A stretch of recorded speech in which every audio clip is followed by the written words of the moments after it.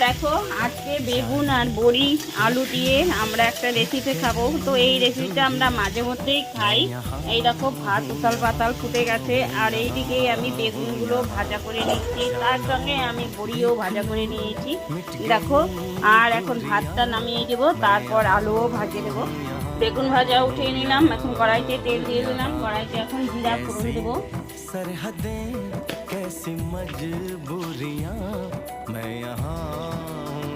এখন আলু দেবো, জিরা ফোড়ন এই যে ভাজা হয়ে গেছে, এবার দেখো আলুগুলো দিয়ে দেবো।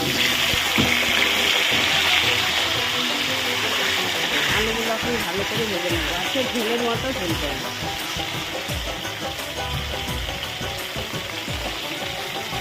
8 ml লবণ আর 8 ml ঝোল, দুটোই খুবই ভালো বন্ধুরা। কে কে নেবে আমার সাথে যোগাযোগ করবে।